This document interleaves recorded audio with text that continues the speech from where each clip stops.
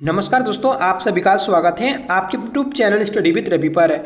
दोस्तों, हम Uttarakhand green turn book 2025 से उत्तराखंड करंट अफेयर्स पढ़ रहे थे। आज हम अपनी इस बुक का तीसरा पार्ट पढ़ने जा रहे हैं, जिसमें सभी क्वेश्चंस इंपॉर्टेंट हैं, सेलेक्टेड हैं। फ्रेंड्स, अगर आपने पिछले दोनों पार्ट्स नहीं देखे हैं तो आप उन्हें भी जरूर देख लीजिएगा, ठीक है। क्योंकि दोस्तों, जो आपका 21 सितंबर को एग्जाम होने जा रहा है, इस एग्जाम में करंट अफेयर्स अच्छा खासा पूछा जाएगा। और जो आपका लेटेस्ट करंट अफेयर है ग्रीन टर्न बुक में, तो वह सभी हम अपनी इस सीरीज में कर रहे हैं, ठीक है। तो प्लीज आप हमारी इस सीरीज से जरूर जुड़िएगा और आज की इस क्लास को एंड तक जरूर देखिएगा, ठीक है। तो चलिए शुरू कर लेते हैं आज की अपनी इस क्लास को, जिसका पहला क्वेश्चन है कि हाल ही में भारतीय संरक्षण सम्मेलन का आयोजन कहाँ किया गया है। देखिए, हाल ही में आपका भारतीय संरक्षण सम्मेलन जो आयोजित हुआ है, तो ये देहरादून में हुआ। सही आंसर है ऑप्शन ए, ठीक है। याद रखना है, इंपॉर्टेंट है। कब इसका आयोजन हुआ था? तो 25 जून को हुआ था इसका आयोजन, ठीक है। देहरादून में स्थित है दोस्तों वन्य जीव संस्थान,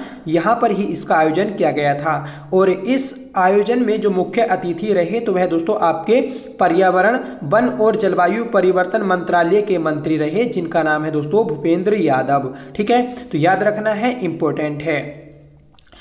आगे बढ़ेंगे, बताना है कि हाल ही में हिमालयन गौरव सम्मान 2025 से किसे सम्मानित किया गया है।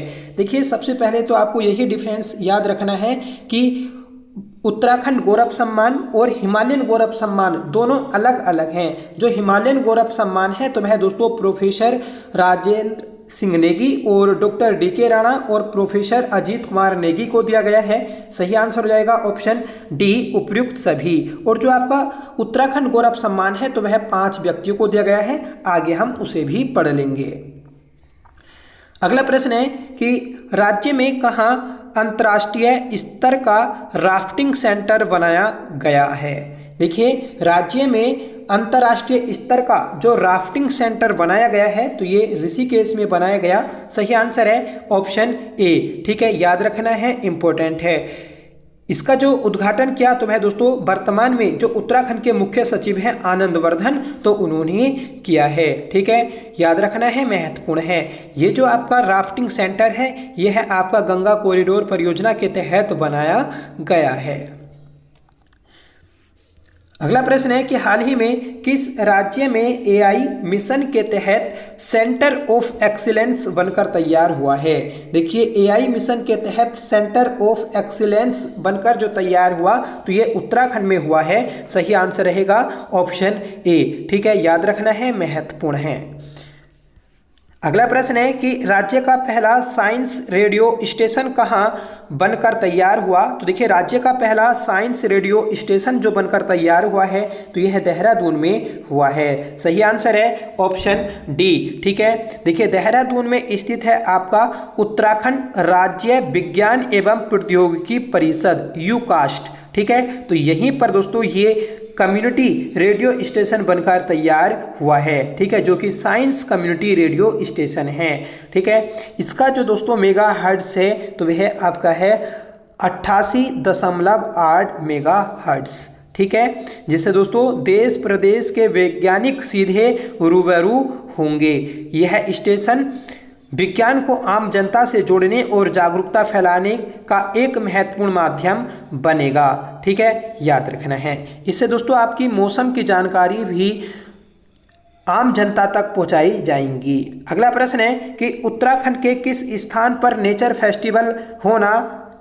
नेचर फेस्टिवल आयोजित किया गया है। देखिए, नेचर फेस्टिवल जो आयोजित किया गया, तो ये किया गया है हरसिल में। सही आंसर है ऑप्शन सी। देखिए, एक वीडियो आपकी शाम को ऐसी आएगी जिसमें 2025 में उत्तराखंड में जितने भी आयोजन हुए हैं, तो वह सभी आपको देखने को मिल जाएंगे एक ही जगह, ठीक है। तो उस क्लास को भी आप देखना ना भूलें, वह क्लास आपके एग्जाम के लिए मोस्ट इंपोर्टेंट रहने वाली होगी। अगला प्रश्न है कि अंतर्राष्ट्रीय महिला दिवस के अवसर पर उत्तराखंड राज्य सरकार के द्वारा शुरू की गई महिला सारथी योजना का संबंध किससे है। देखिए, अंतर्राष्ट्रीय महिला दिवस ये कब मनाया जाता है? तो 8 मार्च को यह मनाया जाता है। इस अवसर पर उत्तराखंड राज्य सरकार के द्वारा महिला सारथी योजना शुरू की गई और इसका जो संबंध है, तो यह है दोस्तों आपका महिलाओं को वाहन चालक प्रशिक्षण देना। ठीक है, तो इन्हें दोस्तों वाहन चलाने के लिए ट्रेनिंग दी जाएगी, जिससे यह स्वावलंबी और आत्मनिर्भर बन सकें।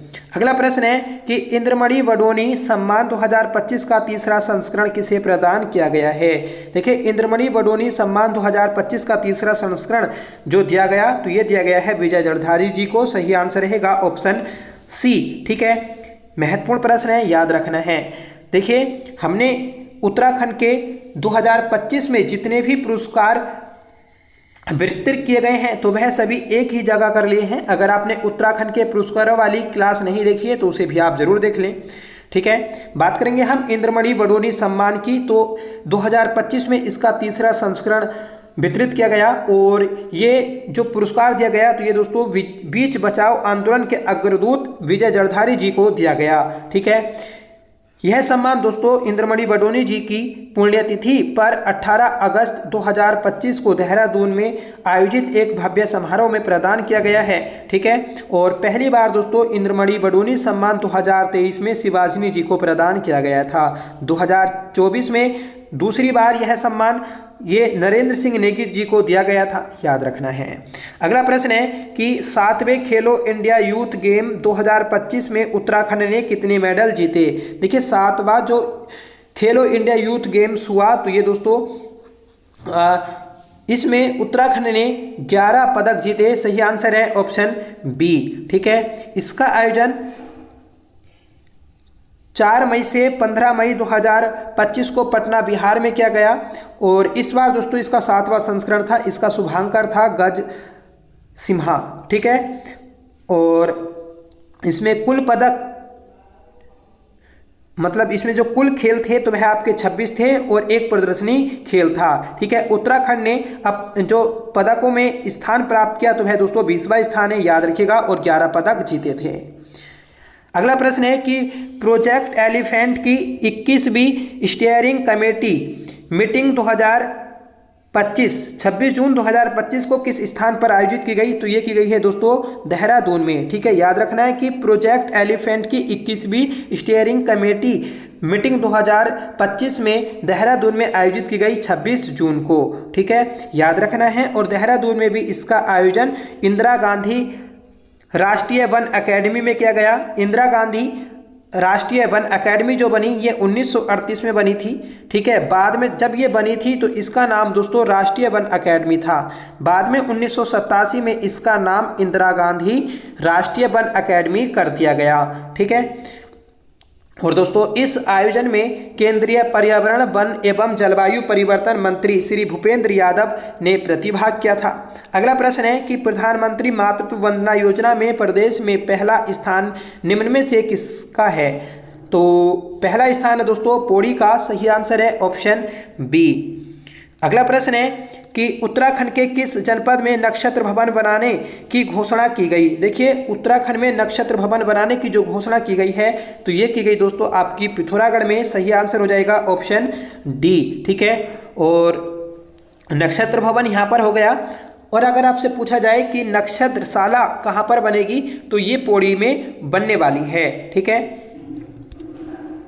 अगला प्रश्न है कि प्रदेश भर में टीबी मुक्त भारत के संकल्प का 100वां दिन का घर घर जाकर अभियान चलाया गया।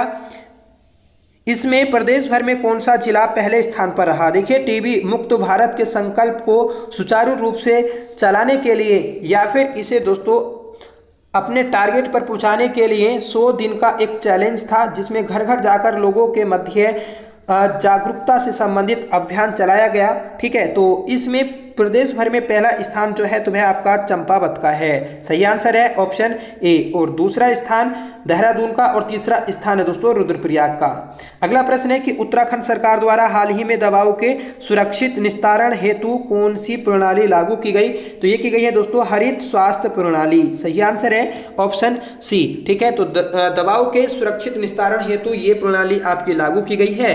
ठीक है, अगला प्रश्न है कि कृषक एवं किसान कल्याण मंत्रालय द्वारा उत्तराखंड की किस बकरी के विशिष्ट नस्ल के रूप में बकरी को विशिष्ट नस्ल के रूप में आधिकारिक तौर पर मान्यता दी गई, तो ये दी गई है दोस्तों चौगरखा बकरी को। ठीक है, तो जो चौगरखा बकरी है इसे कृषक एवं किसान कल्याण मंत्रालय के द्वारा एक विशिष्ट नस्ल के रूप में आधिकारिक तौर पर मान्यता दी गई है।